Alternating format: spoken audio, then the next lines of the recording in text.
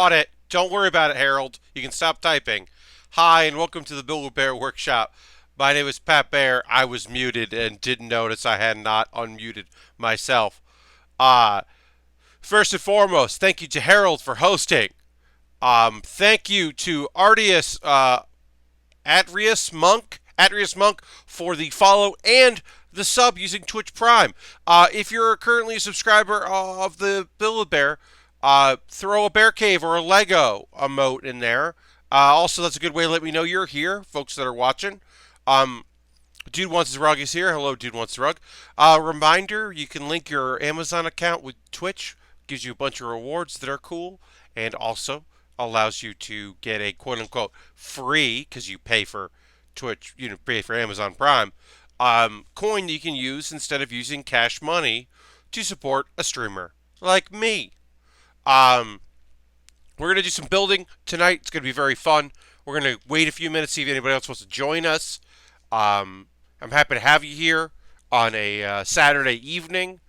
Uh, we've got two kits I know we're going to work on today. We might end up starting a third. I'm not sure. Because they're high grade kits, so they're pretty fast to build. We are working on the Sandrock from Endless Waltz.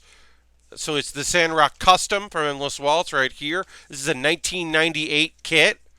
Um, it is a 1/100 scale high grade, so big pieces, big old legs, easy to assemble. The tricky thing will probably be sticker application, and as you can see in there, big old cloak. Got a big old cloak that we got to put on there eventually. Um, so yeah, that shouldn't be too tough. There is also a sticker. There's a bunch of like head stickers that one of which I think will be annoying. But yeah, this is the Sandrock. I've had this for quite some time in my collection, waiting to build it. Since we did the Serpent on Thursday, it felt like let's just do the my Gundam kits and finish it off. And then after we finish that, we've got the Leo, the mass-produced mobile suit. The difference between these two kits is 20 years of manufacturing. This is a 2018. It is part of the high grade, the After Colony high grade line. There is a another kit that I have in my collection that I'm waiting to build. But yeah, this is the 144 scale. It's a high grade. It's a small little kit. It's like one of the things I think is really interesting about this kit, and we're just waiting for folks to trickle in before we get to building, is like for the most part, it's a most of the body, like most of the exterior, like touches. There's three sheets, and then like these many connectors, and it's not much. It's designed to be pretty streamlined as far as building. Like you're gonna do a lot. Hello, Dude Wants His Rug. Happy to have you here. Um, the Leo is I mean, the idea is they want you to buy probably a few of these. So when we finish the Sandrock, we will have completed every single version of every single Gundam in Wing. Greets and howdy to you, Ultron. Happy to have you here. Welcome, welcome. We will have done every single Gundam. We'll in the 1/100 scale. There are some that are the master grades, like this master grade, incredibly expensive. I don't think I'll ever build it. It's fine. We built the Epion, we built Wing and Zero in all in 1/100 scale. I mean, we built the Wing in 160 scale several times, but also twice, I should say, but also in that. Um, and then once we built the Leo, we'll build almost everything from Gundam Wing that there is a model kit associated with. We have one more to build. I will tell you, it is in my Amazon wish list. If at some point you'd like to pick something up for me, off my wish list, the very top of the wish list is the Magadak, which I always pronounce poorly. It's the 144 scale.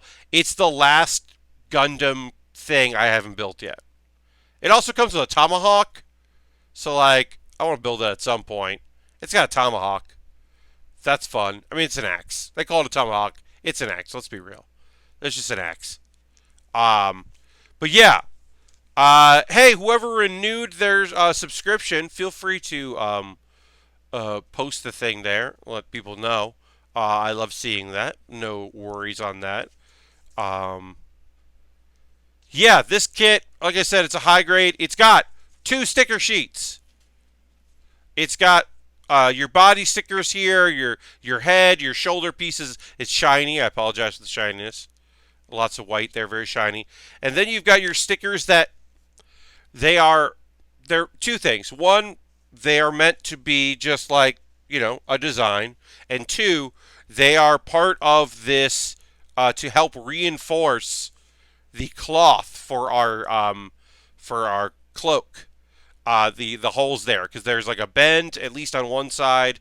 I can't remember exactly how it goes. I think this is like this bends like this, and so the stickers will help reinforce that and protect the holes.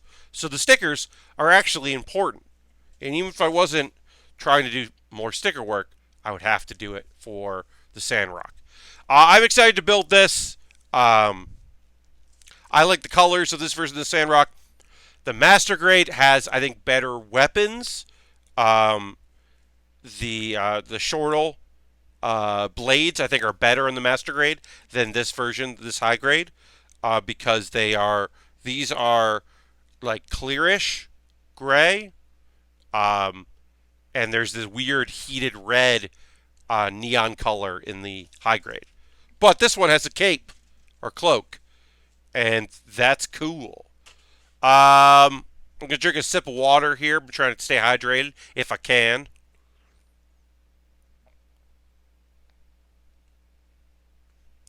I was in the sun yesterday a lot. Luckily I wasn't under a lot of sunscreen because I am not. I have not. I've got a bit of a tan. Certainly have a tan, but I haven't burned yet. I'm very happy about that. Take care of y'all. Y'all, please take care of yourself. Um, Anyway, I guess we can get going on this build. Go to the overhead. We've done our pre-show chat, and we can get into the actual show building. Got my as I said, this is a 1998 kit. It was made the same time as the Serpent that we just finished building. Once again, thank you, Harold, for purchasing that. I purchased this. I don't remember when. Um, it's one of 3 Gundams, or sorry, 4, where there is not a master grade of the Endless Waltz version. So you have to do the high grade, and that's unfortunate for that. Um, it's just unfortunate. I would prefer. So when I say that they don't exist, they do exist. They just weren't massively produced. They were small run produced, and so if I go to my Amazon list here and I look at, I'm just gonna do a little, while I'm chatting because chat seems to be pretty quiet tonight, art so far, which is fine, as always, totally fine. Um, so let's see. These are Amazon prices, so give or take there. Sometimes they're more or less. Sometimes it'd be cheaper on another site, but you have to pay for shipping, that kind of thing. So it's not the real, the Ultron Gundam, Endless Waltz, Master Grade. We built the high grade of that. The Master Grade of that right now on Amazon is $125. So obviously that's a fucking incredible a lot of money. The Heavy Arms and from Endless Waltz is $140, and the Sandrock is $156. Now these are all on Amazon. These are all the Master Grade versions of those 3 kits. Those are the 3. The only other Master Grade we've ever had to build is the Death Scythe. Not the Hell Custom. The Death Scythe itself was just in high grade, so we built that. So obviously, give or take up prices, but well over $100 for all those, including the Tall Geese 3, which we built on stream that was lucky enough that someone purchased. I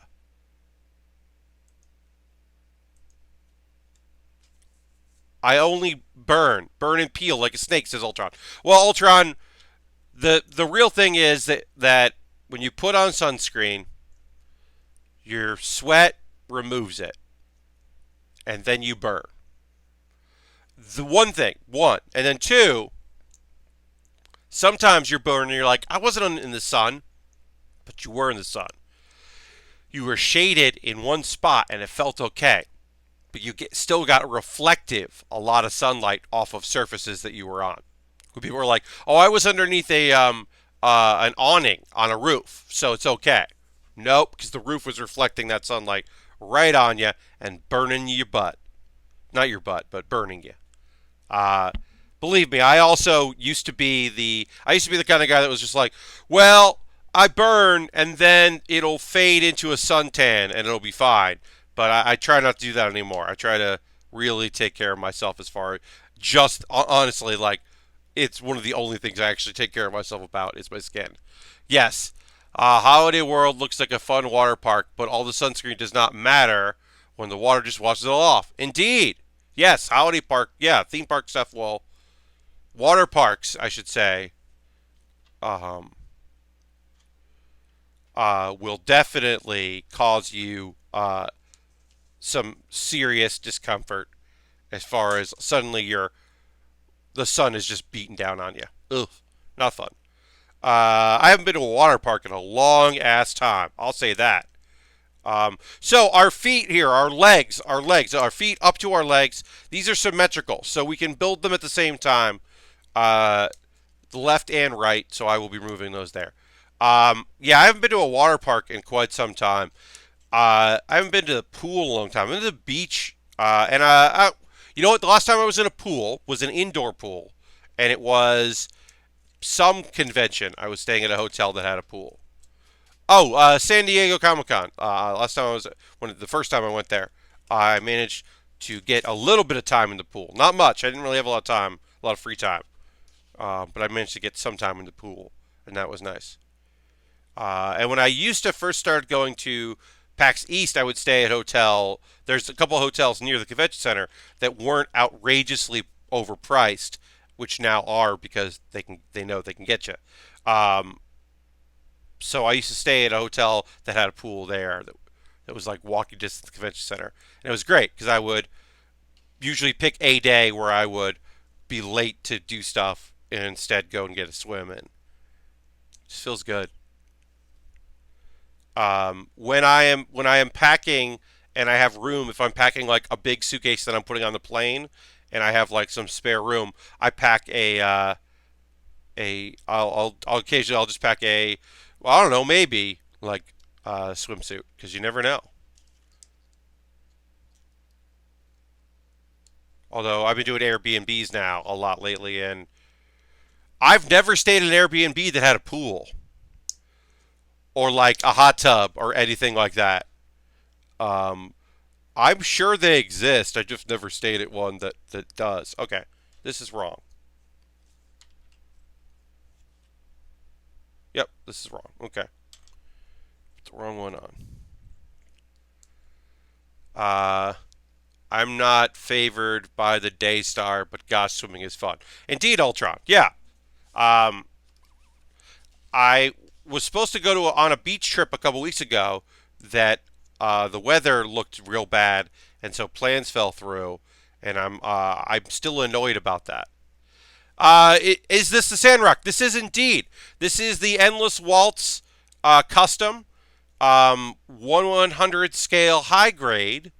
From that, as I mentioned at the top of the stream, it's okay if you missed that. Totally okay. I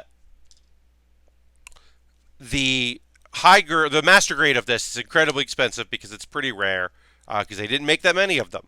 But this is the 98 um, high grade version, which I immediately assembled improperly.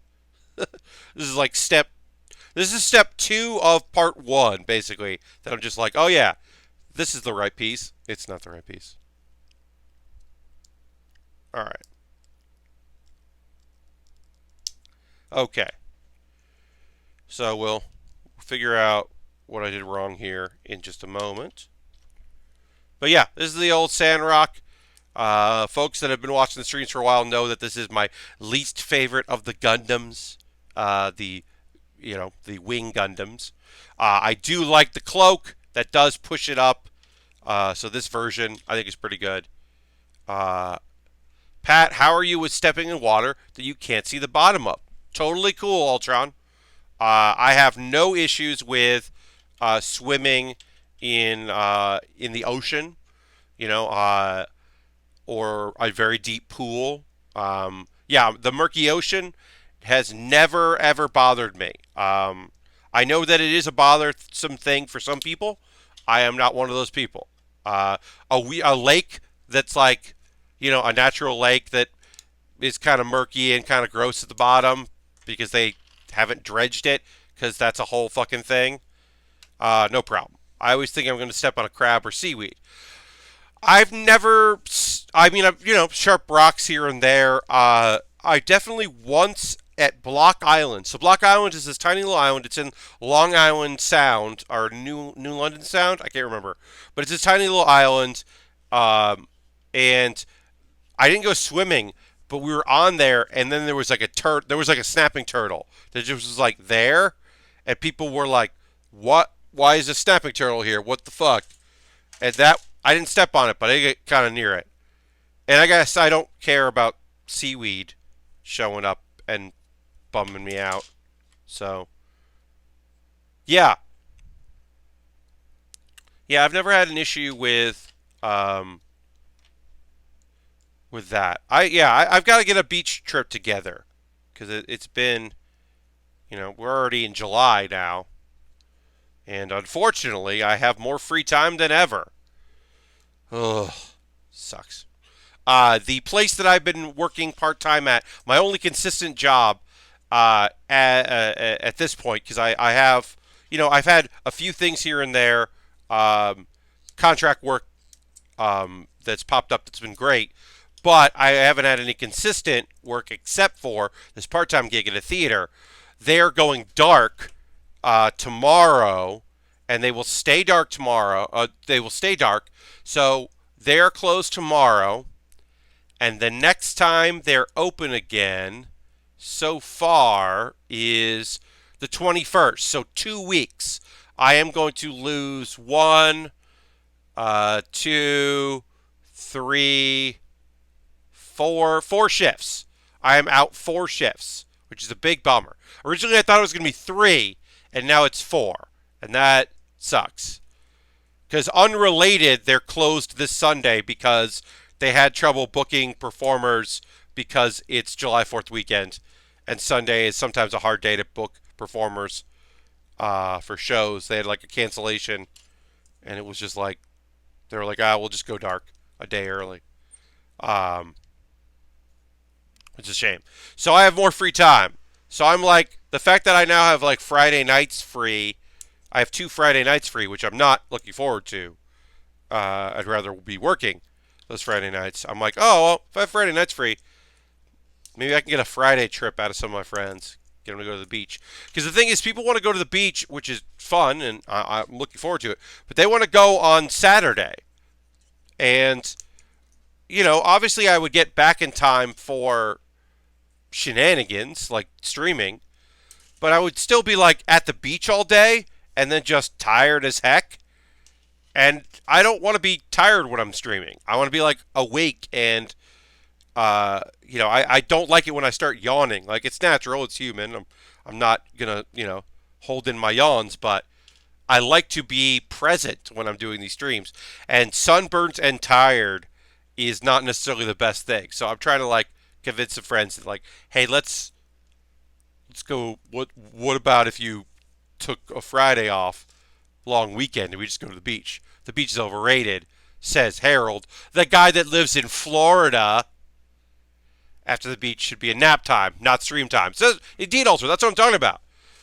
It should be nap time. Now, Harold, I understand. Look, I was over the beach. I had been there, done that when it came to the beach. Because I had been going for years. It was not hard to get to the beach in Connecticut. I apologize, new follower. I'm going to say your name, and I'm going to hopefully do it okay. And I apologize. Uh, uh, Das Midua. I hope I said your name close. Um, if it's Das or Das, welcome. Thank you for the follow. Appreciate it very much. Uh, oh, I'm here. I'm here, Esther. I'm doing my thing. But yeah.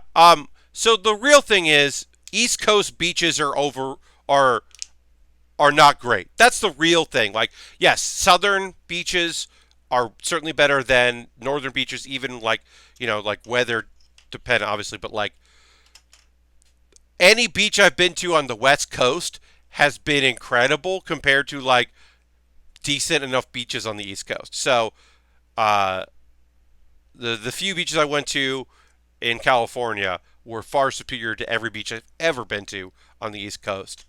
Um, and I mean, like, I've been to like like I've been to Gulf beaches. I've been to Atlantic Ocean beaches. I've been to Pacific Ocean beaches. Those are the things where I've been to. I've also been to Atlantic Ocean's beaches on the other side of the world. I've been to beaches in Spain, and those were pretty great. I'll say that. That side of the Atlantic, those beaches were pretty neat. I'll say that. West Coast, Best Coast. Look, I'm not going to get into the East Coast, West Coast thing. I think there are advantages to both and disadvantages to both. I will say that I had a really good time at the beach when I was in LA a couple years ago. I had a very good time there, and I would go back to those beaches. They were fun. Oop, this. Hmm. I'm going to separate this piece because the rubber connector here seems to be being weird. It's turning from a circle to an oval, and that's not a good sign. So we'll just use the wedge here. I'll talk about it later, but I put on my wish list this actually identical kit because it's been a very good kit. I loaned out one of the spongers, and the tweezers are going. But this kit, it was like the first kit I bought, my toolkit. Um, I added a screwdriver to it, but other than that, it's identical to what I got. That it's on my wish list is been very helpful for all these shenanigans. So I would not mind replacing it with the identical one. All right, that's together. That looks fine. Legs here. We can build our feet. But yeah, I'll sit. Here's a weird thing. If I really, really wanted to go swimming in a pool, and I didn't mind it being a weird thing, what I would do is ask my landlord if I could just swim in his pool. Because he's got a pool, he's got an above ground pool in his backyard, and I can see it from my kitchen window. One of the windows of my kitchen, I can see the pool. But you'd have to go in through that house, so I have to go down and then, like, ask, and they would have to be home, and it would be weird. And then I'd be shirtless with my landlord, and that's odd. That's an odd thing. So I have not asked. Because I don't have access out to their yard outside of through their house. So I have never asked. But I've thought about it. I had a friend with a pool. Her parents had a pool. She lived in the city, but her folks were out on Long Island. And then one day, a bunch of us, like Master Shake Bar and Carl's pool, indeed. Um, so a bunch of us, like went out and took the train out to Long Island to go to our friend's parents' house because they weren't going to be there, and we like had a small little party. But it was not the most. It was not convenient at all. It was annoying to get out there, and it took a long time and cost money that I wasn't really interested in spending. But it was fun to be there, so I was like not oh, I guess I do it again. She now lives in Los Angeles, so that is a moot point. It's not going to work out. All right, we got here. One of the things we're going to run into with this kit, like any kit, not any kit, a lot of high-grade kits from 1998, is that the joints here that are going to be connected to our waist are going to be a little loose, and these legs are going to be a little loose. There's, probably a little glue, a little tack would help. Not too much, obviously, because you still want some movement. A stand is obviously going to be the biggest help for that. But this is not a kit that I would display. I am building this kit. I am happy to build this kit, but it is not. It is not something where I'm like, oh, I can't wait to finish this and put it on my shelf. It's like, no, we're building this to be a completionist because we want to finish all of them. But as I've said, and hey, not the last time in this stream that I will say, it's my least favorite Gundam. I like this one better than the regular Sandrock, although I will say, the Master Grade Sandrock, the Master Grade version of the Sandrock, does have better shortle. The shortles are better. Because it's got the red, like, burning ones, and that's cooler. This one has the cape. This one has the cloak, though, and I think the colors are better. I like the blue. So. And obviously, everyone's got their preferences. Have I pronouncing the word wrong my entire life, says the real Retry. No, I probably not. Look, I'm saying shortle. It's probably not that. The thing you got to know about me is I'm bad at pronouncing things. There is an R. So this says Shortel. Now, it could be that the R is silent. It could be that I'm saying it wrong. It's generally, I will say this, Rai, I will say, I often am very wrong with pronunciations. It's got to be a mistranslation for Shortel. Okay. Let me look this up. I'm going to type in Shortel.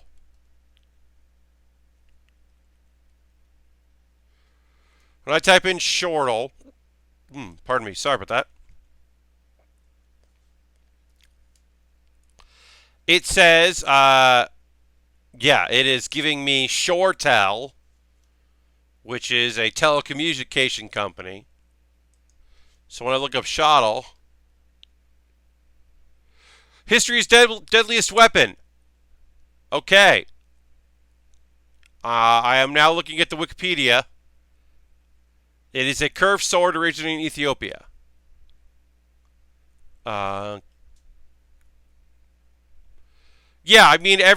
Every indication is that I said it wrong for a really long time, and then I looked in the last Gundam, the last time I worked on the Sandrock, and read that one wrong. It's an Ethiopian sword. Yes. Shortel. Either way, the Gundam Wing Master Grade version of this, the Master Grade Sandrock, has better versions of this weapon. But, of course, it is indeed a difference between a Master Grade and a High Grade. This version doesn't even have the machine gun, because it doesn't. But yeah, those are the legs. Big, bulky legs. This is what you get when you build a High Grade in the 1/100 scale. You get these big old legs. When in doubt, just assume I'm pronouncing it wrong.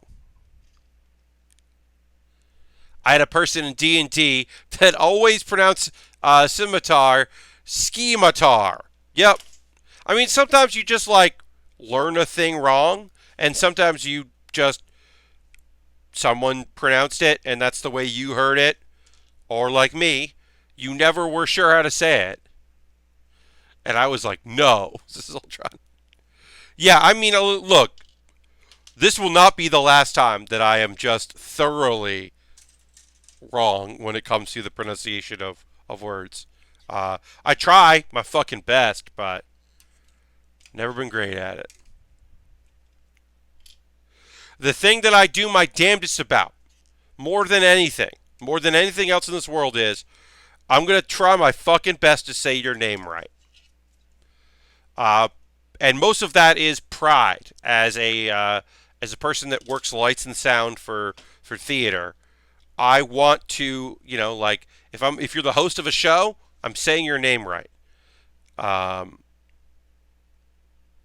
because it's important, and because for a lot of people, folks just don't try. Uh,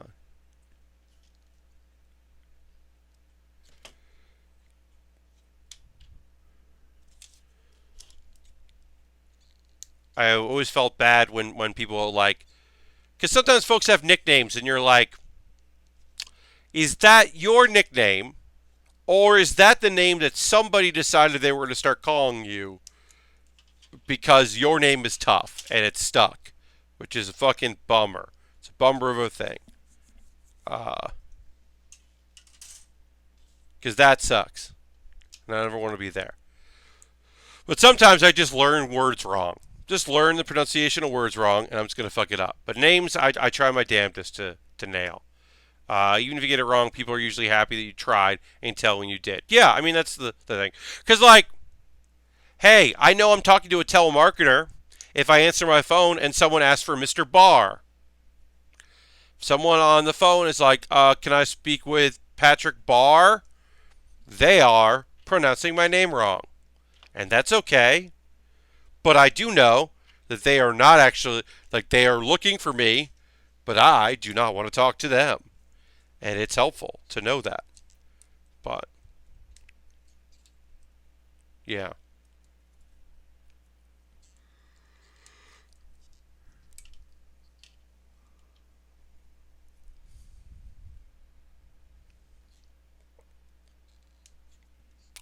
Trying to remember who. There was somebody I knew that had a nickname, and I met them. They were using that nickname, and then this was okay. This now I remember what that was. It was at a job. It was I worked for a company in the IT department. It was like my summer high school job. One of them.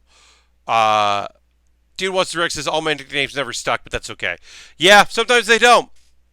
Um, so I'm working this job at IT department, right? Uh, Cushy job. Because the number one thing that went wrong was photocopiers, and we weren't allowed to touch photocopiers. So we fixed printers, which was easy. We fixed like pulled network cables. It was easy. This was before internet phones, so we didn't have like Cisco phones to deal with.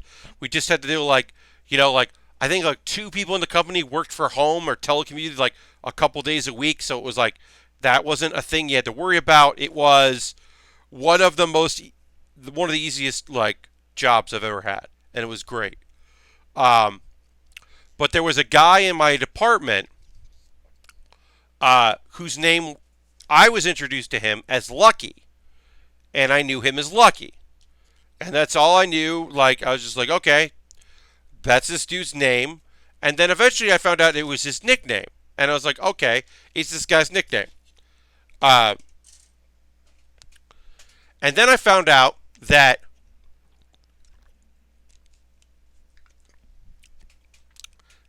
Lucky, who from now on I will refer to as Lucien hated the nickname Lucky. It was not his choice. A manager of his, uh, who was also my manager, started calling him Lucky because he didn't know how to say Lucien, which is not a hard name compared to a lot of names that you're going to be have to say in this world. Lucien is not a hard one. You can even say Lucien, and I'm sure Lucien would have been fine if you aren't gonna hit it right.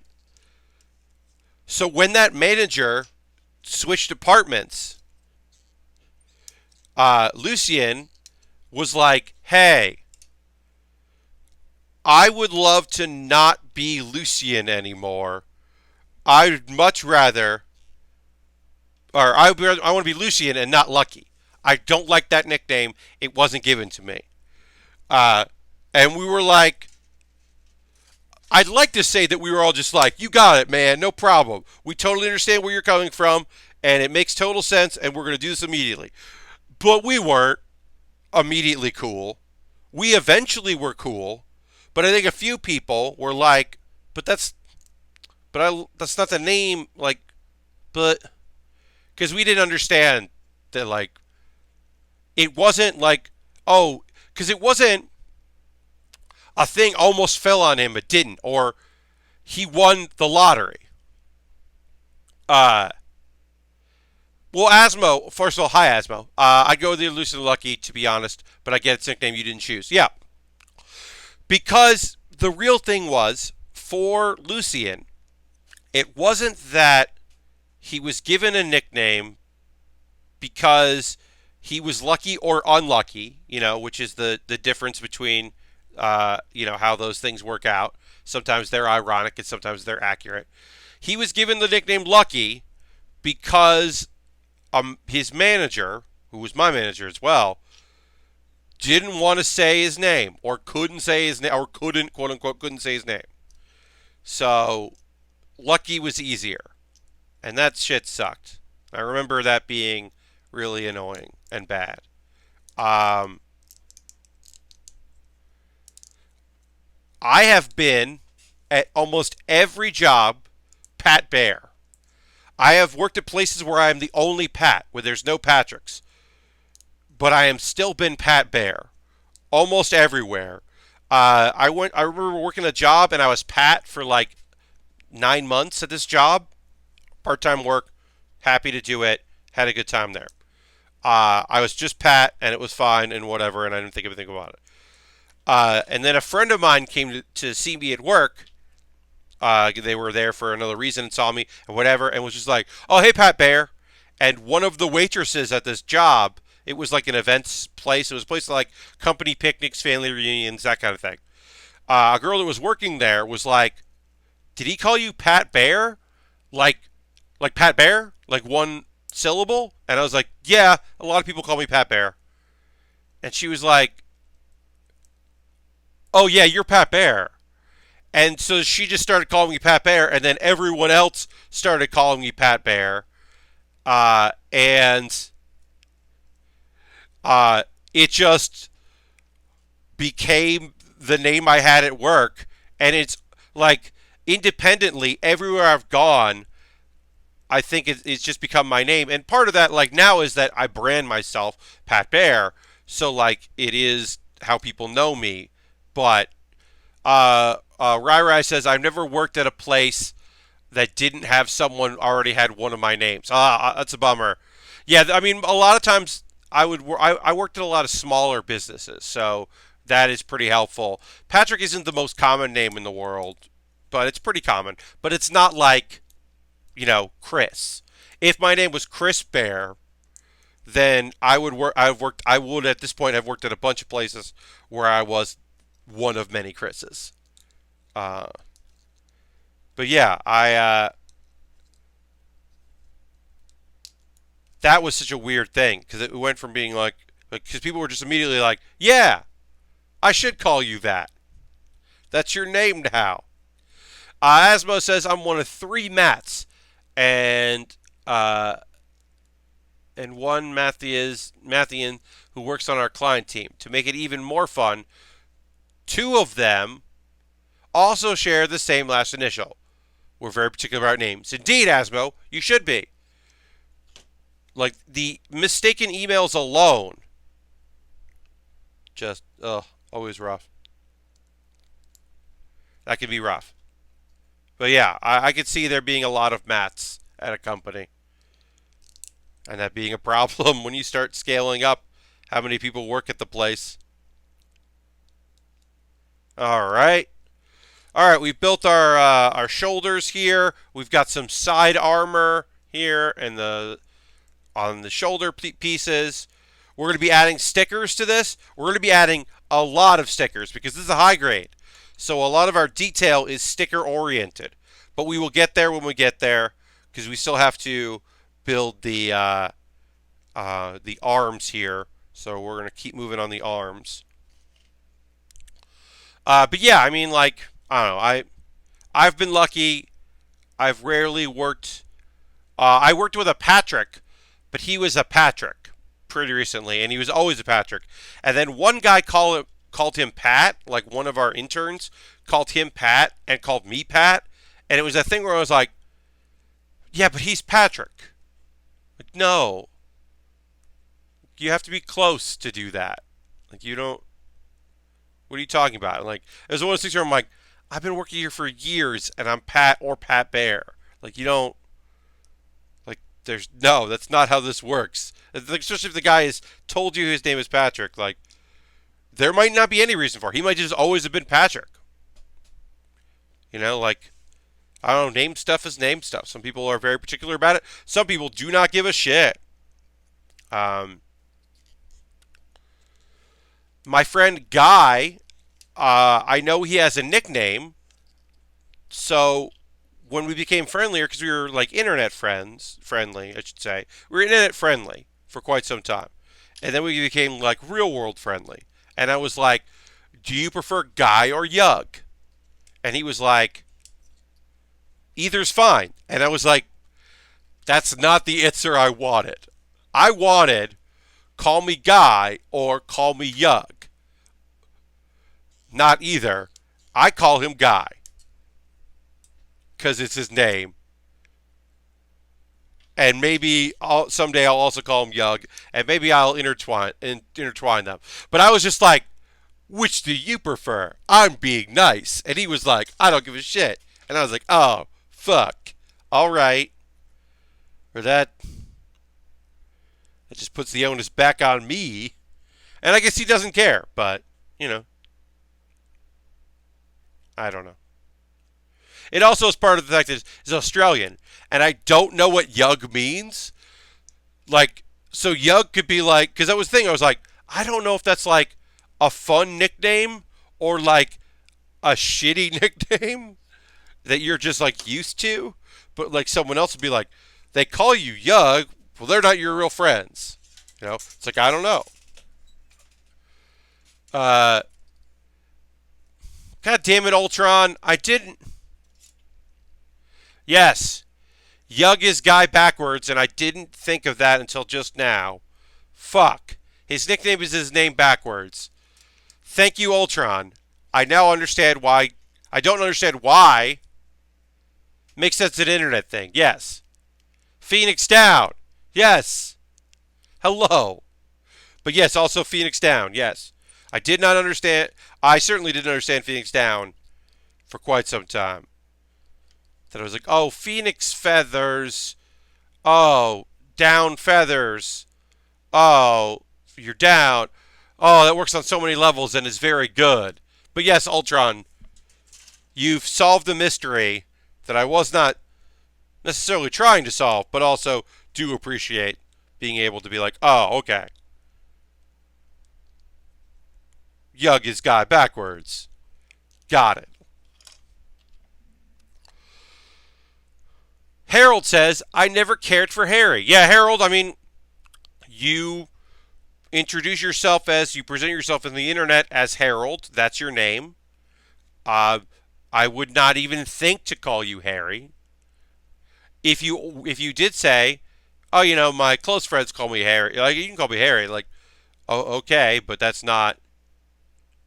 That would be a thing that you would tell me. Yeah. I think I rarely shorten people's names if they haven't done it. If someone's going to introduce themselves as Christopher, I'm probably not going to call them Chris because I think they would have just said you can call me Chris. I don't know. I do have a few people now and again in my life, you know, coworkers or whatever, who are like, does anyone call you Patrick? And I'm like, my mom calls me Patrick. My friend Katie calls me Patrick, and I don't know why. She just has always called me Patrick. It's weird that she does. I think she does because no one else does. But, like, for the most part, it's like, yeah, I don't know. That is my name. It's my legal name. It's just not what I go for. Not what I go by. If somebody did want to, like, if someone yelled, "Hey, Patrick," I would probably turn around. Unless it was at PAX, in which case I would be thinking, oh, is someone yelling for Patrick Klepek? Because that's Patrick. In my mind, that's Patrick. When I think of that. That would only be at at a video game convention. That I would think that instead of someone yelling for me and using my full name, that they were yelling for Patrick Klepek. But yeah, I mean, if you don't like it, Harold, like, yeah, you introduce yourself as Harold. That is who you are. So yeah, you're not Harry. That would never occur to me to call you that, or Hair, or anything like that.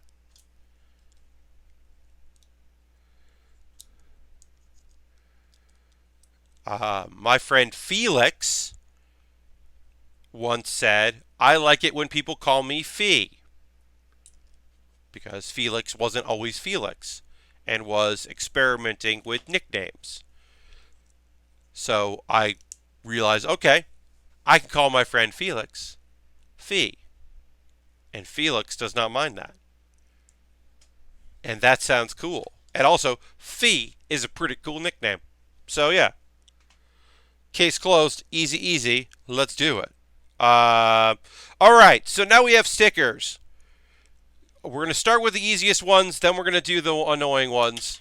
Because there are a couple here that are pretty easy and a couple that are annoying. We'll use our tweezers. Pat Baer also just has a cool rhythm to it.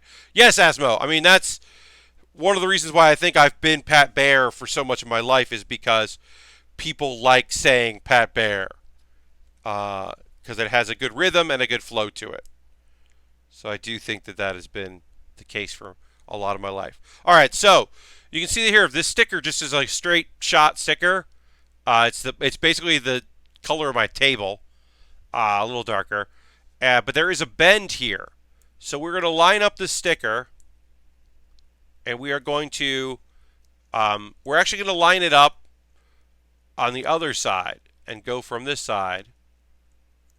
So now these are 1998 stickers. So if they're not as tacky as I would like, you could, after the fact, go in with glue if you wanted to use glue, or you could go in with, if you had double-sided Scotch tape, clear tape, you could go in with double-sided tape. I wouldn't take regular tape and fold it over, but you could do that. Dude Wants the Rug says the Bear Cave is a cool place to be. Well, I appreciate that. All right, so we're going to put this bend here in the sticker. It's probably going to be hard to see there, but you can probably see the reflection there with the sticker in. But yeah, so these stickers are old, right? They're from 1998. That's when this kit came out. So if they're giving you any trouble, if old stickers ever give you trouble, you can always use some double-sided tape to reinforce it. Or clear coating if you want to put a clear coat on this, if that's something you have handy. It's amazing the HG 1100 Gundam kits are still so cheap. They must have made a million of them. Ultron, I think they definitely did. I think the 1100, these 1100 high grades, I think they must have made a lot because they knew Endless Waltz was going to be popular, and it was. I don't know why they didn't make more master grades of these, but the fear might have been that so many people, like, if you already bought a Sandrock, maybe you don't want this Sandrock too. But if the price is reasonable, maybe you're like, oh, well, it's a high grade. I'll just get it. All right. So we did the bend there. So this bend is pretty easy. This sticker movement is pretty straightforward. Nothing difficult about that.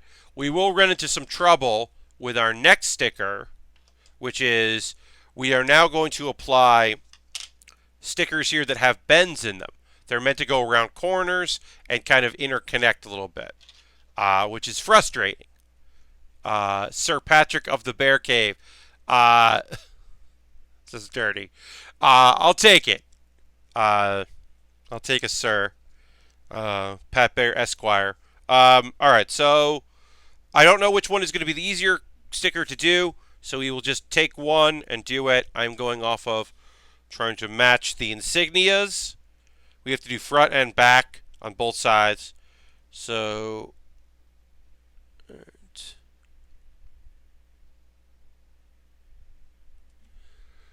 because I cannot read Japanese, and these are not numbered, they are, symbolized. I have to do my best. So you can see this here. This is meant to bend around. You can see there's a little outline of a symbol there, which tells you it should go over this gap here, which is helpful.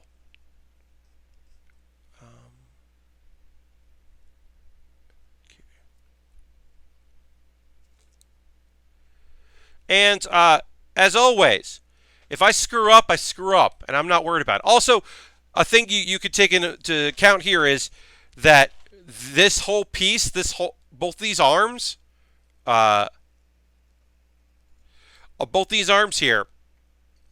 are going to be covered up by our cloak. You can see this in the photo here.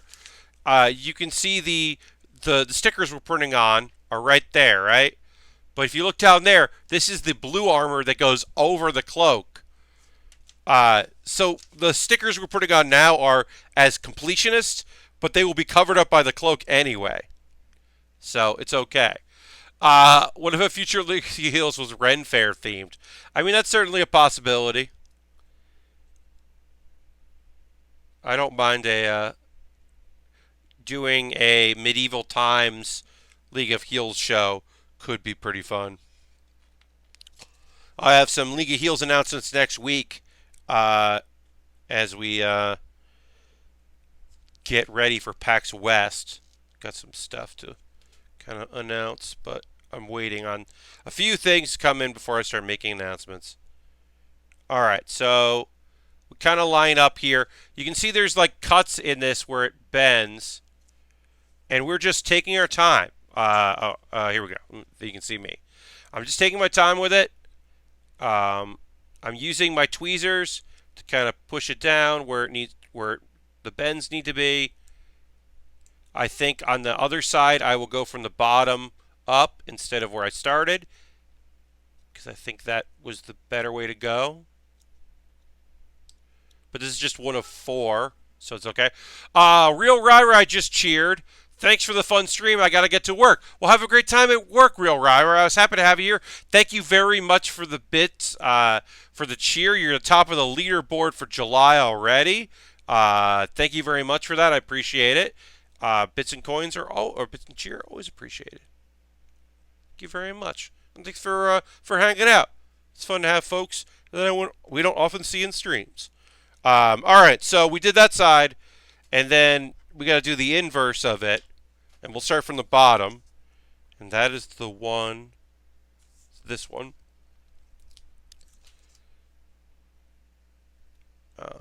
But yeah, so yeah, we're going to start from the bottom because it looks like that's what we should have done on the other side. But whatever, we're learning as we go. But yeah.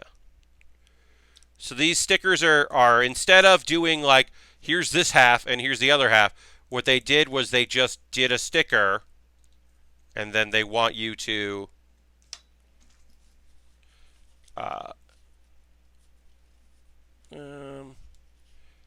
okay, we'll use this, yeah. They made the sticker with cuts in it, and then they want you to just bend and stick it on. And then we'll just kind of... So there. All right, looks good. And then we can do the one above it, which is the symbol that looks kind of like an I, the letter I, or an H. But yeah, hi folks, welcome to the Build with Bear workshop. We're working on the Sandrock Custom, which is the Endless Waltz version of the Gundam Sandrock from Gundam Wing.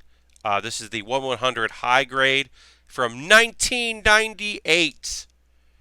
That's right, 20-year-old kit, and the stickers are still sticking, which is pretty great. Happy to have you here. We're going to take our pause for the calls in a little bit. I'm going to finish our sticker work here on the shoulders, and then we'll do that. But it is very funny because I'm like doing all these stickers, and then we are going to put a piece of fabric over it at the end of our build. But whatever. I still think it looks pretty cool with the stickers. A high grade, you're going to get a lot of sticker work. The Leo, actually, 0 stickers. It's part of the new 144 kit, and it involves 0 stickers, which is kind of surprising. All right, so we want this here.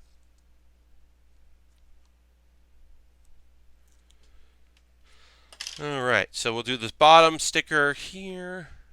It's a guide.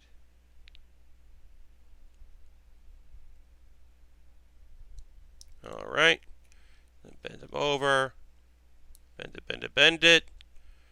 And then, got here. Biozuka is now following. Thank you for the follow. Appreciate it very much. Welcome to the Bear Cave here at the Build with Bear Workshop. We're building some model kits. We were talking about some stuff. As I mentioned, once I finish these stickers, we will do the pause for the cause, where I'll talk about different ways you can support the stream and all that stuff. And then the second half, I've got anime talk. There's some new shows. There's some shows that are continuing. There was a show that is a Thursday show that I didn't know about, so I'm going to talk about today. But then next week, I'll talk about it at the normal on Thursday streams, because it's a Thursday day stream. I wish that there was more anime that I wanted to watch. I hope this season for a surprise that comes out on Sunday or Monday. Because right now I only have 1 show to talk about on Monday that's new. 2, because I always end up watching, usually on Sunday is when I end up watching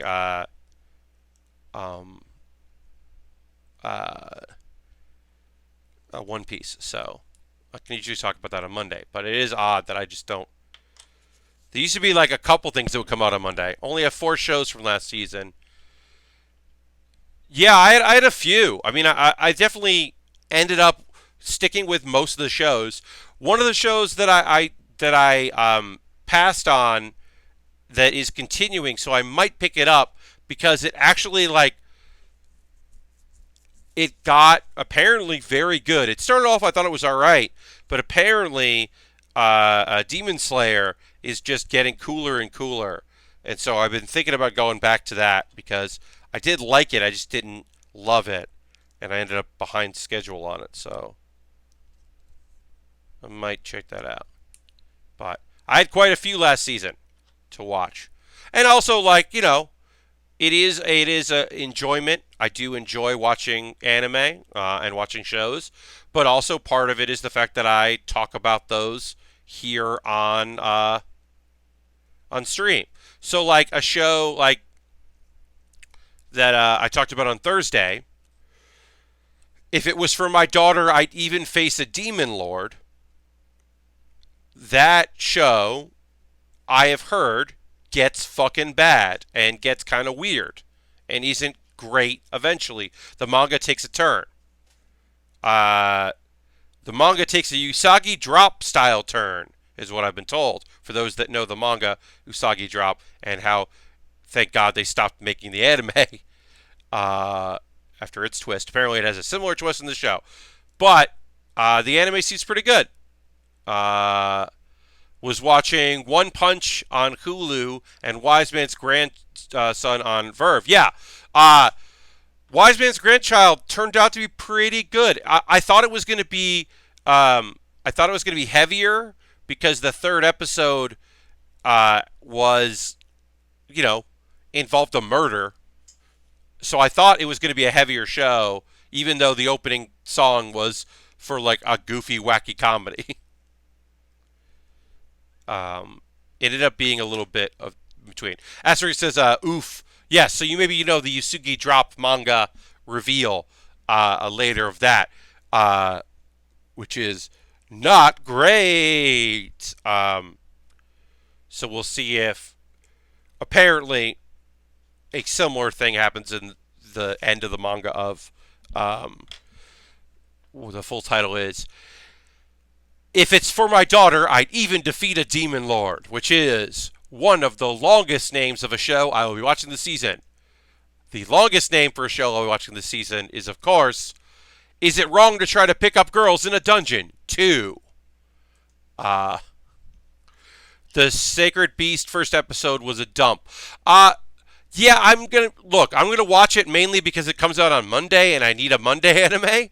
I wasn't like super into it. What season 2? The show Is It Wrong to Try to Pick Up Girls in a Dungeon, which is also Danmakai or Danmachi is what other people call it. The full title in English translation is It's Wrong to Try to Pick Up Girls in a Dungeon. The second season starting next week. This week there was an episode 0, which I'll get to in a minute after we take our pause for the cause. But, yeah, Is It Wrong to Try to Pick Up Girls in a Dungeon is starting its second season next week. And that's a long, stupid title, which is why Danmachi is what a lot of people just like calling it. I like the first season. I like the first season too. All right, so it should be because it's going to be on Crunchyroll, so it should be on Verve because Verve has Crunchyroll. I'm gonna drink some water here for a second.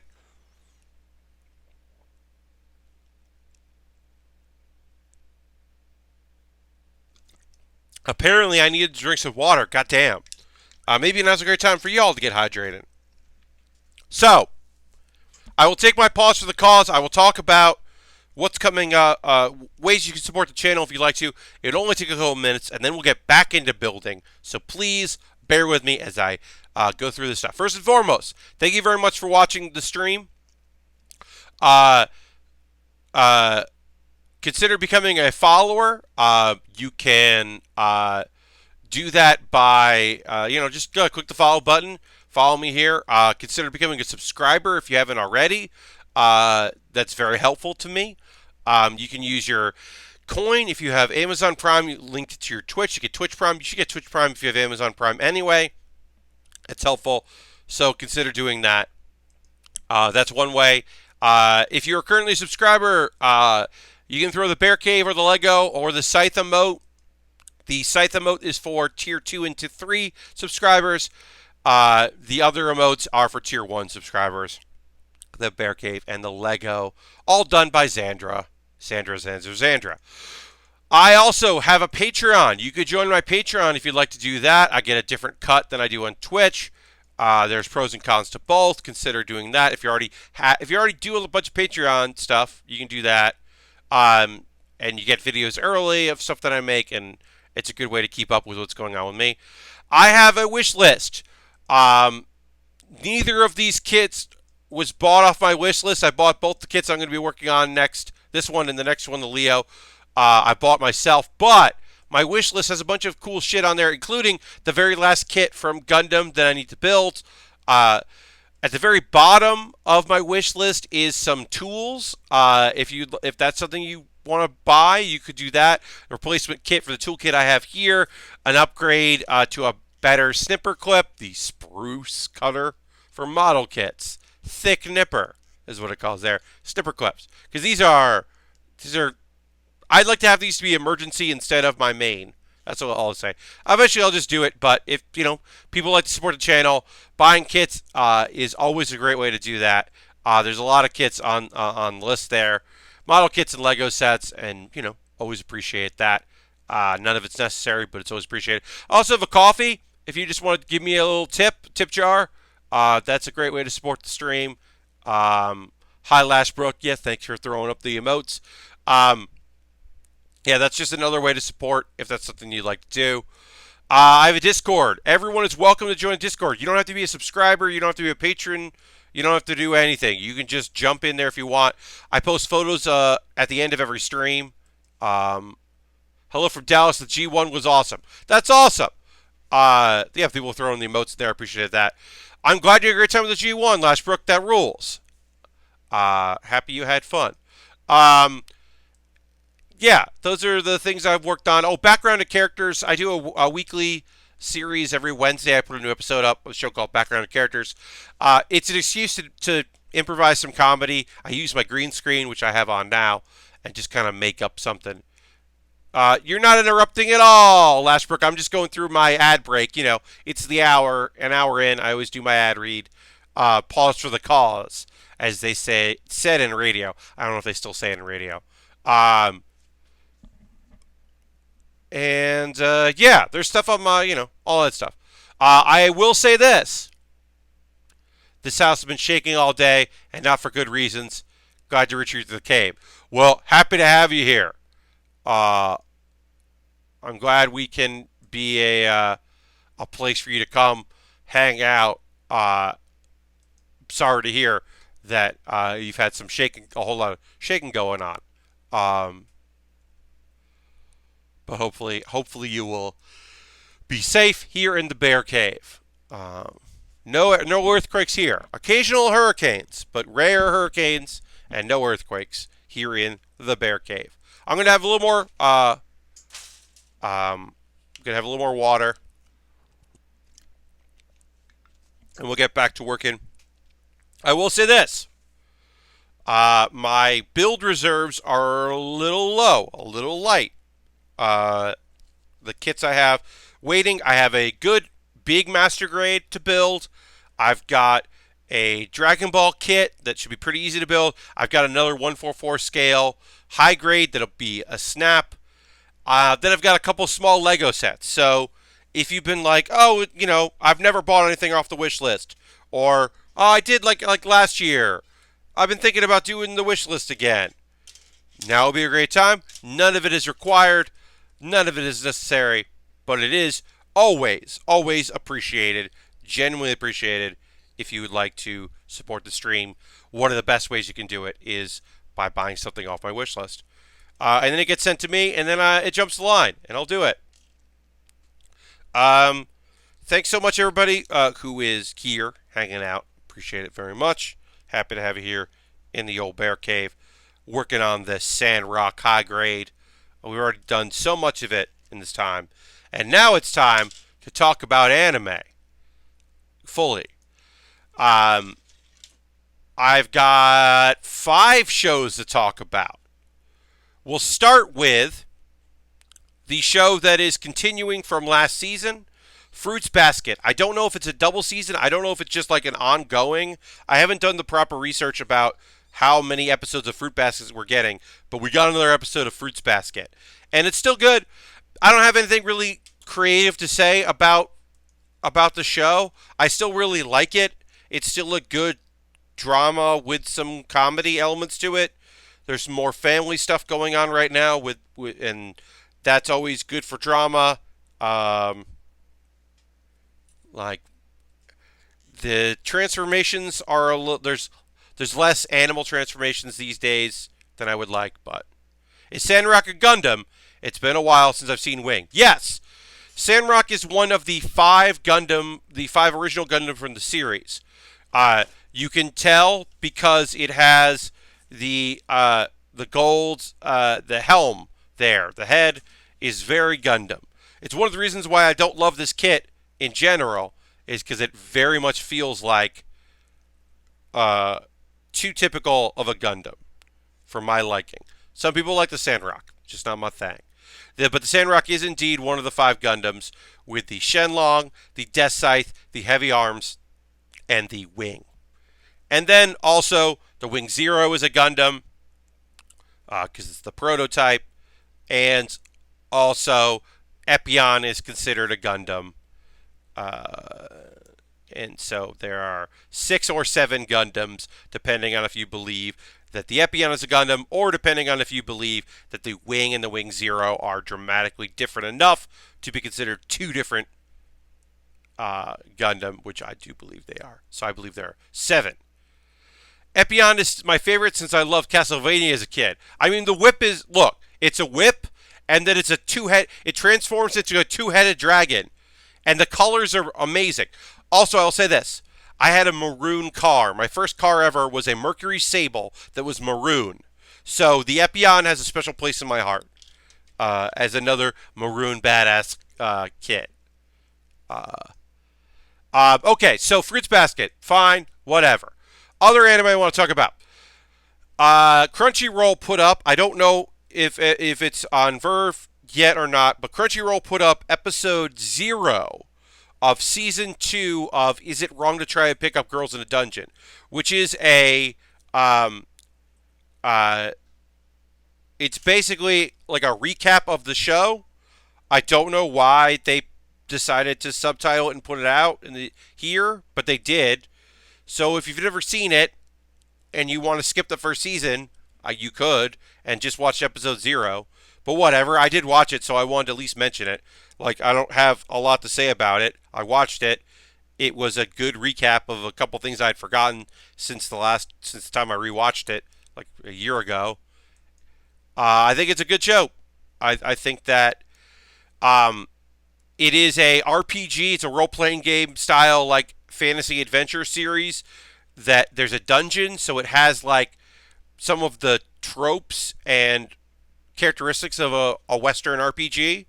But it's not a video game. It's not a character. It's not an isekai where a character has traveled to there from the real world and is now doing their thing. So it's not that. It is just a anime about a guy trying to become an adventurer and doing his thing. And his grandfather, who raised him, always told him one of the best parts of being an adventurer is going into a dungeon and saving a pretty lady and then having a relationship, like meeting cool ladies, which is why the show is called Is It Wrong to Try to Pick Up Girls in a Dungeon? That's why that show is called that. All these dungeon anime, it's like Newgrounds come to life. But yeah, I mean, it's a good show. I like it. Episode 0 was fine. Like I said, I know the show. It was kind of fun to watch that. So let's get into the 3 new anime that came out. The came out since the Thursday stream. So these are shows that came out. One of these shows came on Friday, or both came out on Friday. And then the other show I want to talk about did come out on Thursday, but I didn't see it before I streamed. So I hadn't watched it on Thursday. It's also on Hulu, and I'm hoping, much like Wise Man's Grandchild, it also ends up on Crunchyroll, so I don't have to watch it on Hulu, because I don't enjoy watching things on Hulu, as you all know. I'll say that one, the Hulu show. The show that's not on Crunchyroll, I don't know if it's coming to Crunchyroll, because occasionally they have that thing where it's not out for the first week, and the second week it shows up, or the third week it shows up. So maybe they'll do that. But I'm prepared to watch it on Hulu.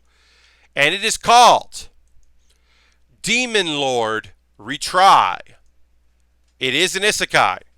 There is a guy who made a video game. He and his friends made a video game. And the character he made in the game, as a game that he helped make, was this overpowered, like, mafia boss.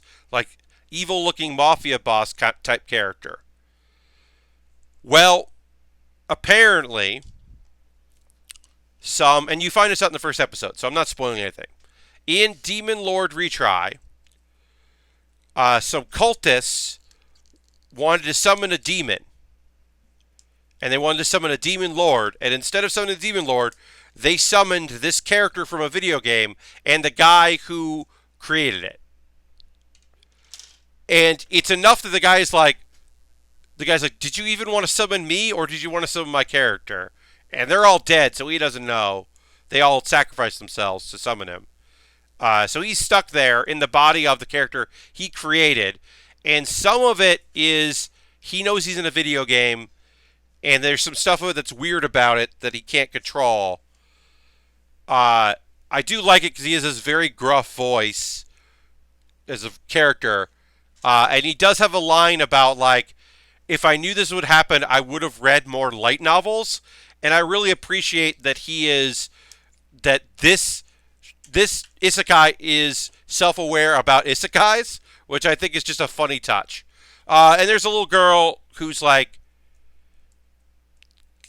uh, just a pathetic character but knows the world, and he decides to help her out, and she's real nice about it. But she keeps calling him the Demon Lord, and it gets him in trouble because he's like, "Stop calling me the Demon Lord.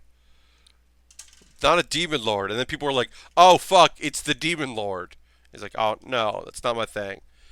I don't know if I'm gonna keep watching it. It's like any isekai. It all depends on what they decide to do with the world. You know, some people really don't like that style of show. I happen to like them. Um, I think they're fun, so I'm gonna keep watching it. Uh, but I understand. I mean, there's also like I'm not gonna watch every isekai that comes out because I don't really care about the one where it's the whole school and one guy has a shitty power. That one doesn't look great.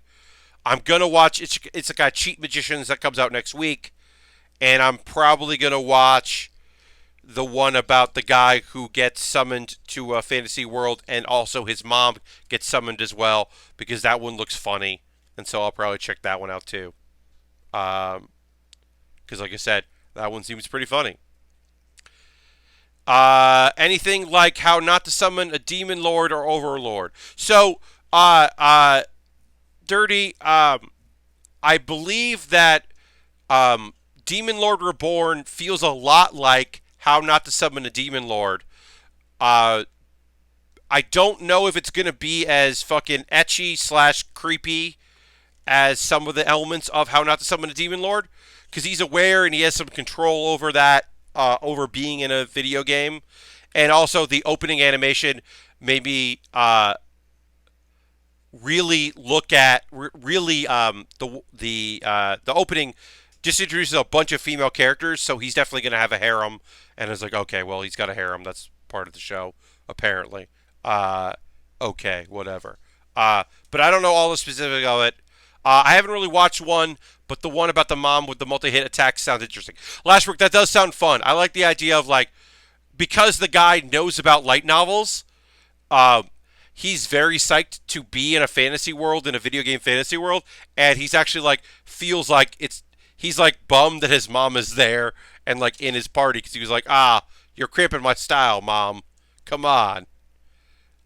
So that might be interesting. Who knows? Um, let's see. The other two. Fire Force. You know me. Look, I love My Hero Academia. I really like Black Clover. I'm watching Boruto. You know, I'm behind on Boruto. I like this style of show, right? And Fire Force is an ensemble cast with a main character. Um, the premise of the show, which I think is a fucking really cool premise, is that um, the world is engulfed by flames and human combustion is happening, and it's like demons, phantoms, villains are the cause of it. So it's basically firefighters who are fighting monsters, like fire monsters. Uh, and I've heard very good things about it, and I'm very excited. The first episode was a lot of world building and like character design. Character, you know, like, hey, check out this character. Hey, this is what's going on. And so, like, I'm not sure about all of the characters and what they do, but some of it looked really cool, and I love that the main character. Look, I'm a sucker for main characters that look evil. So this guy who's like forced to smile, and people are scared to shit out of him because he's can control flames, and that should mean that he's like a bad dude, but he wants to be a hero. Also, I love the idea, and I always love the idea of a person that wants to be a hero that people assume is a villain. And I think that's great. Uh, suppose a kid from the last dungeon boonies moved to a starter town. The little title is freaking redonkulous. The premise is neat. Ultron, yeah, I haven't seen that. Suppose a kid from the last dungeon boonies moved to a starter town. That is a fun premise, and it once again is a one of those names where you're like, what the fuck are you talking about? That's a name for a show? Apparently, that's a name for a show. The other one, the one that Crunchyroll is putting all its energy behind, the one they think is going to be their big anime. It's their next Rising of the Shield Hero that they're like, this is the show that we think people are going to be excited about, that we can fucking merchandise the shit out of. We're paying for the dub, whatever, is Dr. Stone, which I have not read the manga. I have heard people are really into the show. And the first episode, yeah, man, I'm fucking in. It had a really good, like, beginning of Civ, like a Civilization game vibe to it. I've said this before. I literally just said this. I love a main character that looks like a villain, and this one of these dudes looks like a goddamn mad scientist. Like, he's like a shitty high school. He's a high school dude, but he's like he's brilliant, but like nonsense. He's like incredibly brilliant, but like an asshole because he knows how smart he is. And yeah, basically, Dr. Stone, everyone on Earth, all life on Earth gets turned to stone, and some sort of big wave hits everybody. And it looks like somehow two guys have woken up and they're going to try to rebuild society, and it's going to be a whole thing, and it looks good. I would say I'm excited about Dr. Stone and Fire Force were the two shows that I was most excited about that were not isekai. Because you know me, like, I'm going to watch Isekai Cheat Magician. I'm gonna watch all of the isekai. Like, that's a genre I really like. I'm gonna watch them. But a couple action things, a shonen show like Fire Force, I'm interested in. Dr. Stone, I'm interested in. Like, I do like stuff. Like I said, I'm gonna give. Even though I think the first episode wasn't that great, I'm gonna give To the Abandoned Sacred Beasts a shot. One of my favorite shows this season so far, and it's only had one episode, was Are You Lost? Are You Lost it's a half length, and it's goofy, and was just like a fun premise. That show, I'm definitely interested in seeing more of that show. Like the premise of some high school girls trapped on an island, like a deserted island, but one of them is a survivalist, but doesn't understand that she's a weirdo. Like, it's a fun, cute show.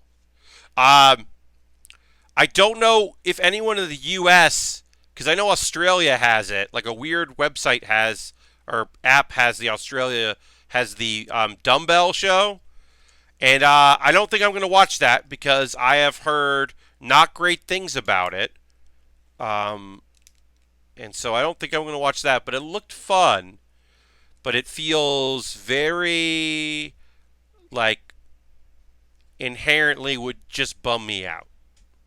Like, the inherent premise of it, of its opinions on weight, make me think I probably don't want to watch that Dumbbell show. Which is a bummer, because it looked cute. But, you know, I got a lot of shows to watch. Oh,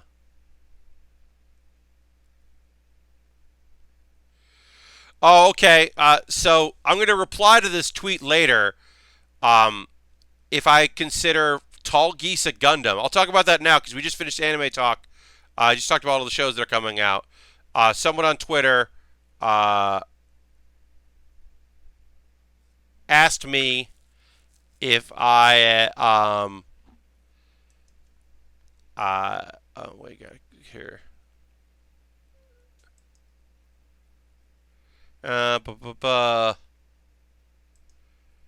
Sorry. Occasionally I'll check.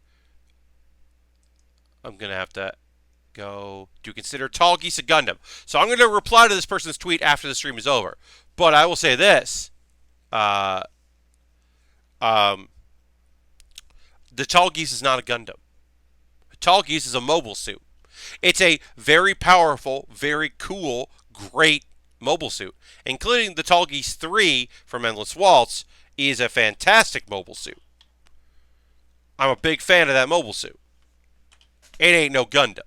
It doesn't have Gundamium in it, which is why the Epion is a Gundam. The Epion is taking the Wing Zero, it's modifying elements of the Tall Geese and the Wing Zero to make a suit. So that is a Gundam. There are 6 or 7, if depending on if you identify the Endless Wall or the Wing Zero and Wing as 2 separate, which I do. So there are 7 Gundams. So says Pat Baer. So it shall be written. All right, we finished the upper body. We finished the arms. We finished the legs. We are cooking on this kit. It's time to start working on the waist. Gotta get that waist. And then we gotta do the head and then the backpack pieces. And then we will put it all together. But let's work on our waist here. The Tall Geese is like the Gelgog to Wing Zero. Yes. Yeah, I mean, like, the Tall Geese is just like the Tall Geese was, until the Gundam showed up, the best mobile suit ever. It was the Tall Geese 2. The reason why it looks like a knight is because, you know, of royalty and all that, but, like, the Tall Geese 2 is, like, them being like, this is the fucking best shit we got. We don't think we're ever going to be better than this. This is the ultimate. And then the Gundam was just like, hi, we're a Gundam. Check our shit out. This is the coolest shit.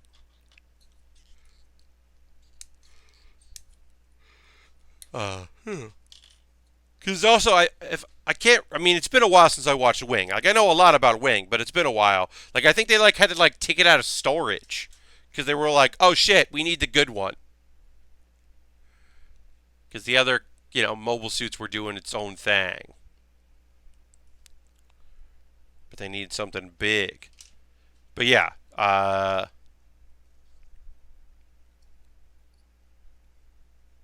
Yeah, it's not a Gundam. To me, anyway, at least in the Wing universe, like, it was in pieces. Yeah, I believe it was in storage, and they were like, shit, we need something. We need the Tall Geese 2 to get this going. Things are going to get rough here. These suits move around really well. I'm yawning and I apologize. Sorry about that, everybody. Yeah, they literally had to rebuild it. Yeah, I think it was just like in pieces. But they knew their other shit wasn't going to cut it. They were aware.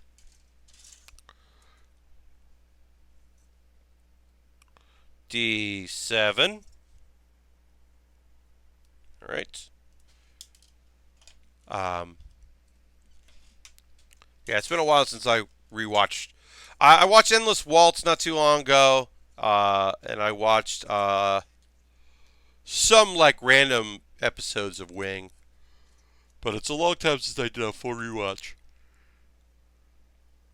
There's just been so much good anime lately that I have been in the mood.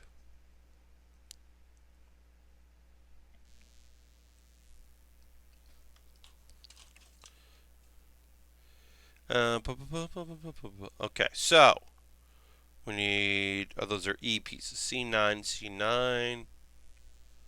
C15 is the back plates. So yeah, for folks that are like, wasn't it mothballed because it kept killing the pilot? I don't remember Ultron. I know that the Wing Zero, which was the original Gundam, the prototype, it was the original one. They had to stop because the Zero system was basically like meant for new types, and nobody could fucking handle that shit. So they didn't They didn't have anyone, so that they mothballed it, which is why the five scientists that made it took their ideas and made their own Gundams without the Zero system. Now I don't know why the first Doctor just fucking made a flight version of the Wing Zero, which is why the Wing is just like the Wing. But yeah, that was the idea. Was just like, and then the Epion has a system very similar to the Wing Zero system. But yes, I remember. I think you're playing because the Tall Geese was in pieces because it was like just like retired from the battlefield. They didn't need it. It's unnecessary. I don't know, but it's been a while, like I said. I got one more piece here. So yeah, this is the high grade of the. So it doesn't take a lot of pieces to do here, but some of these are going to flop off. Some of these are going to disconnect, especially the side ones, even though they're into rubber. Because skirts in the high grade aren't the most stable. I mean, even in the master grade from this era, a lot of these pieces, a lot of these sections were never great. They were always okay. They're just never great. Oh, it's frustrating. Always my least favorite part of any Endless Swats kit. Try to stop yawning as much as I am yawning. That is not happening. The Tall Geese one was under the impression jets used 2 power steering on the pilot. That says Joe Inferno. Also, hello. First off, hi Joe Inferno. Welcome, welcome. That could be the case. I don't, like I said, my memory isn't what it should be for that series. So it's totally possible that that the Tall Geese one, yeah, like they shelved it because the jets like were too much of a strain. But that also feels very Gundam to be like, this thing's too tough for most pilots to handle. And it's even a Gundam X thing where they're like, Gundams? Well, just not anybody can fucking pilot a Gundam. And it's like, oh, you can? Weird. All right. It's the whole new type thing. Sorry. Alright, so we're building the head now. Get some tiny pieces here. Should be pretty straightforward. We do have to put a sticker on. I'm going to wait until I've built some of this kit to then put the sticker on.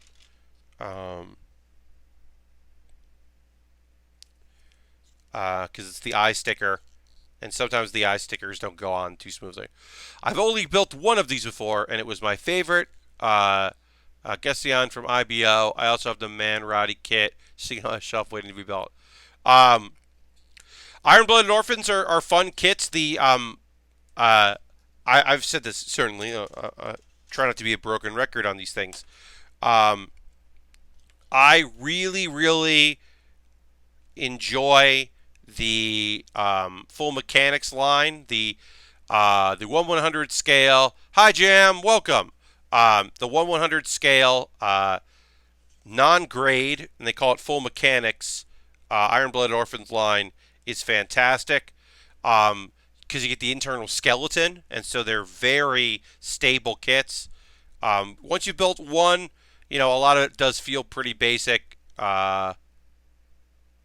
Jam just said, just got done building SDs with the family. Way too many stickers. Yes, if we want to talk about like how doing all of these stickers on the shoulders was a lot, and we're going to do more stickers here on the face. If we want to talk about how that's a lot of work, SD Gundams, almost all of your like accents for the kit are going to be like any cool detail is 100% via sticker. It's a lot of sticker work. The desk site that I built, the SD desk site, was so many fucking stickers. It's a lot of work. Turned out great, but it was a lot of work. All right, so like I said, I'm going to build the top part of the head here, the what some people call the mohawk of the Sandrock, and then I'll put the eye sticker on. But I want to get this on first. And I might have to trim this down a little bit because sometimes it doesn't want to stay in here. All right, that did it. All right, so I'm going to put the eye sticker on now, and then we'll put the face on after. Yeah, we'll do that. And if it doesn't work out right, I will. I'll change the order, but I think this should work out okay. The last time I built one of these, I fucked up and I didn't put. So I'm going to do this right now so that I don't forget. I forgot to put the rubber connector on the for the head, and I had to like take the head fully apart to put it on, and that was very annoying. So I'm not going to forget this time because I was like, oh, let me touch the head. Oh fuck, that's a step I don't want to miss. All right, so let me try to attach the eyes. At the very least, we do have the green if this doesn't work, but I do want to attempt it at least. Because the eye stickers can add a lot to a high-grade kit. They can really spruce it up. And the other stickers seem to hold pretty good considering their age, so hopefully this will as well. I will also say sometimes the neon plastic of the eyes the stickers don't want to adhere to it as well as other plastic, which probably is a little rougher and contains more, isn't as smooth as something as like a tiny piece like that, the eyes. So sometimes your eye sticker doesn't want to go on. This one did. Very happy with that. Happy it wanted to go on. And now we can attach the front of it and the back of it. Because this is a high grade, the Vulcans, which most Gundam wing Gundams have, which is the little dots there on the side, are not separate pieces. They're just part of the mold of the face. Someone just shot off some fireworks. Fuck off. It's Saturday. Get that shit out of here. Look, I understand neighborhood fireworks, homemade, cheap, not homemade, but home fireworks, all that stuff. It's fun. I do think it sucks that people were shooting off fireworks in LA right after the hurricane, the earthquake last night. Like, I think that sucks. Like, let fucking people come down from their fears of their earthquake shit before you start shooting off fireworks. That's asshole shit. Alright, so we did that. Now, one more sticker we have left that we have to do, which is the last, not the last, but one of the last stickers we have, because I don't know actually where these go. To see where those, oh, they go on the sides. But one of the last stickers we have to do, the last one we'll probably do today, is I think this is probably my least favorite part of this kit. The fact that this is a sticker and not a connector. Maybe they found that it was harder to do. Maybe they found that the other piece goes there. But normally, when you have the crown, it is one piece and then another piece goes over it. You can kind of see there's a ridge on there. And usually this is two pieces and like one will fit over the other into it. Instead, they gave me a red sticker to make the bridge of the crown red. And I think that sucks. I think this sticker is lame. And it's got the cuts in it, so you can bend it over the spots and make it look cool and presentable. But I think this should just be a red piece of plastic, and that would be way better. And I think that this kit suffers because of that. And yes, it is a high grade, not a master grade. But still, I think this being a shiny sticker instead of the same red as the forehead and the chin sucks. And it'll fade, it won't be as shiny as it is there, but yeah. I think this head suffers by it not being a piece of plastic and by it being a sticker. Oh well. It's not my choice. I didn't make the choice for this, but I do think it sucks. All right, so let's attach this here. Oops. Goes there, goes there. We're gonna do some assembly here. We won't do full assembly because we still have to build our backpack and we have to build the side parts here. But we've got a lot of this done, so we're gonna put together what we have done. I do think the head of the Sandrock is pretty neat looking. There's some stuff to this kit that I do think is pretty sharp. But overall, I like this blue. It's a muted blue. I think that's pretty cool. It goes with a theme where all of Endless Waltz feels kind of like, in some ways, older than Gundam Wing, even though it comes out after. Like, especially the heavy arms and the Nataku or the Alton, the Alton Nataku, the Shenlong third version feels very old, which I think is pretty cool.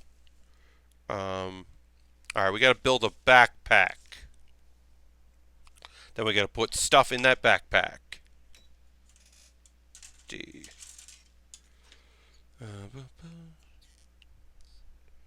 D22. All right.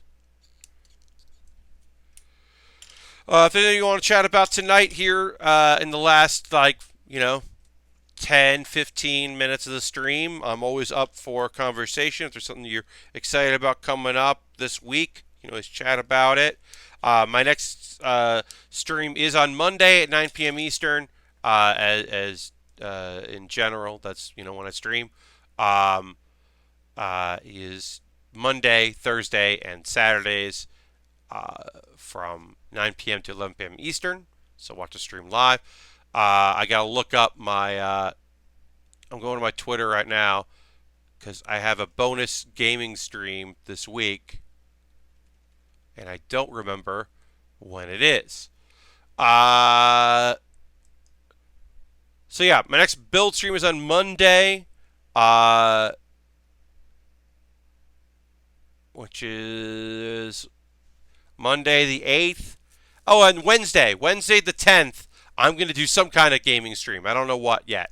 Wednesday the 10th is my next, at 9 p.m. I'm going to be doing a bonus stream that will be gaming related because I like to do that once a week these days, is to do something gaming related. Last week we built some stuff in Fallout this past Tuesday and threw in some Americana type stuff just to go with the theme. I've got a very fun deck in Hearthstone, and there's some new Hearthstones coming up. No Scoping Fools and Quiplash. Ultron, I will be doing Quiplash. Usually I do Quiplash towards the end of the month for no reason other than I like doing it towards the end of the month as my monthly bonus one with people. So I don't think I'll be doing it this week. It's usually like the second half of the month.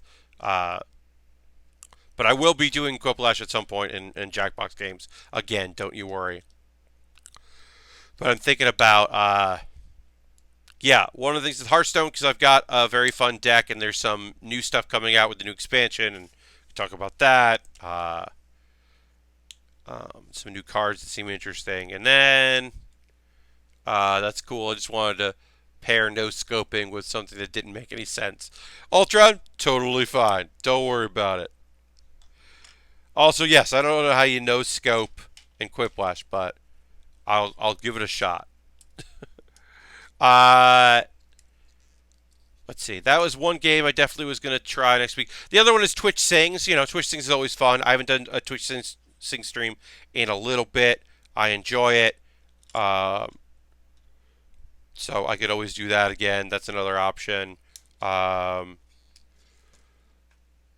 I don't know. We got a few things coming out. I'm not ready to purchase a new game yet, so it's kind of like occasionally it's just like stuff I want to do. Like I'm not going to do a Hitman 2 stream. I'll never do a Hitman 2 stream because I am so bad at Hitman 2. This bank, I am like struggling so hard. People do cool shit and like I end up just bumping into people all the time, and so my cool shit never works out. It's always like, so I'm gonna hit this guy and then turn around and throw this hamburger at this person, and then I'll stun him, and then I'll come up and punch them out, and then it's just like miss with the hamburger. So instead of throw the hamburger at them, I just toss it at them. Like I keep making that screw up, and then run over, and they're just like, "Hey, who are you?" Gunshot. And I'm done. I love the bank, says Mo, and failure is fun in Hitman, though. Still, yeah, it's just not. It's just not a thing that I want to do in front of people, and like I just made the decision that I don't want to stream Hitman. Uh,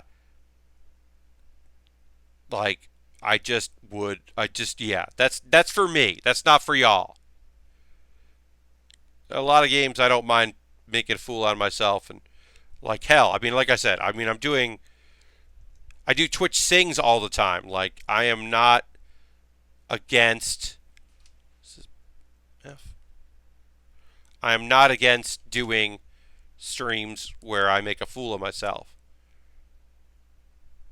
But yeah, I just never had interest in doing that.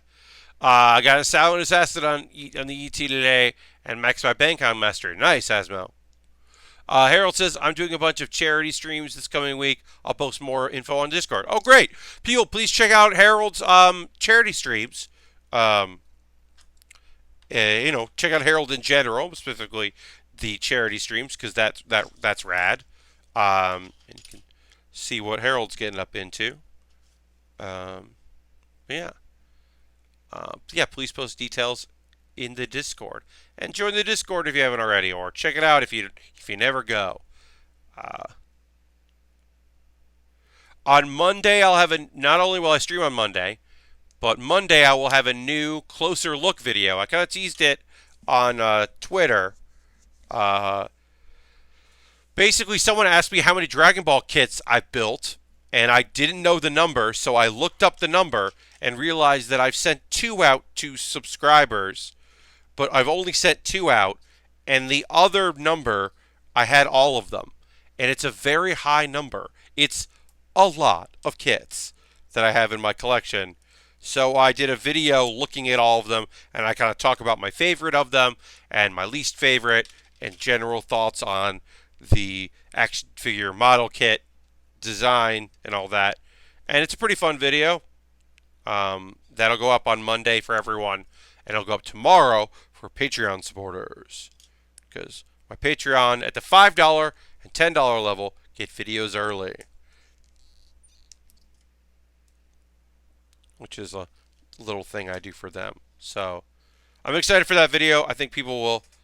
There will be some folks out there that are interested in it, and then for other people, it'll just be another video that they see that I do.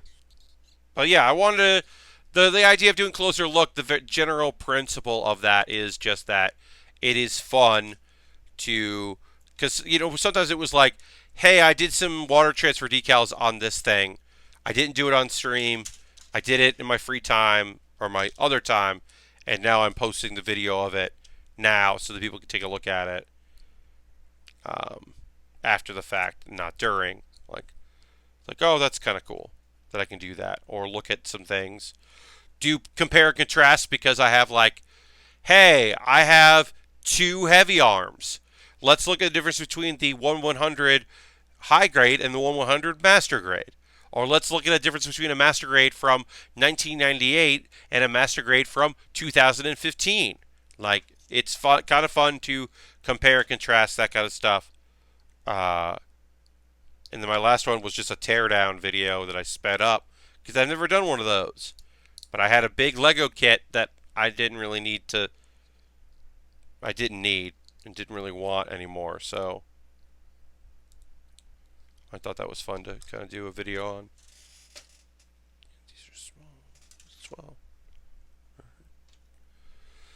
We're doing our backpack, this piece of the backpack here. Nice and easy.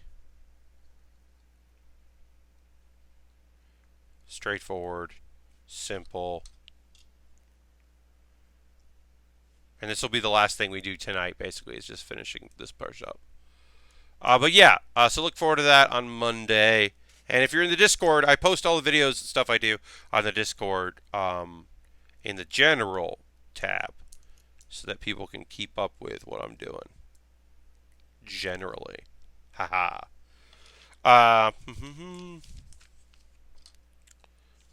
Alright, and so then backpack. Oh, gotta put in 2 more rockets and then put these on.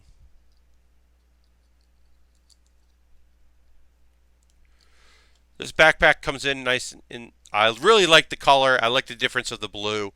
Like I said, there's some really nice colors in this kit that I'm always happy to see. Hi, Pat, says Mr. Bob. I've been on adventures. Mr. Bob, happy to have you in here.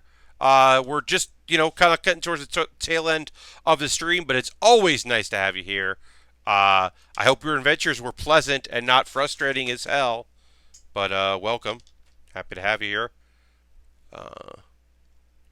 It's always nice to have one of the long-standing supporters of the streams here in the chat. Oops. Alright, we're just going to put these rockets on here. And then we will. Pat, I drove in New York City for an hour instead of 15 minutes I wanted to be. Hey, Mr. Bob, that sounds like 1, Saturday traffic in New York, and 2, Saturday of a holiday weekend traffic in New York. Thursday there was a big accident on there was a bus accident on the west side, and I know people who are taking buses to go see to spend, they left Wednesday night and they didn't make it. There were a couple buses that were just we're not going to leave New York anymore. Here's your refund. And people were didn't get to go where they wanted to. So I'm glad that even though it was your 15 minutes, it was supposed to be 15. I'm glad it was only an hour because I saw far worse travel problems than that. So that sounds okay. Certainly not great, but it sounded okay. All right, so we still have 2 stickers left on our main thing. What are we going to do on Monday? On Monday, we will build the rest of the skirt, the side pieces there, D1 and D2, C16, to put a sticker on both sides. We will build our weapons. We will attach the weapons to the backpack, and it will look cool that way. Then we will take the backpack off. We will attach the stickers and connect the pieces and build the armor that is involved with our cape. And we will put the cape on this kit and have it look fucking cool.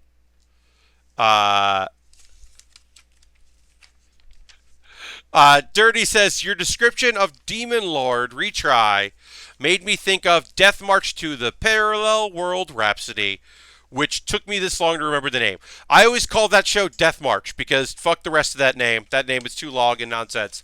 Yes, Demon Lord Retry does remind me of it.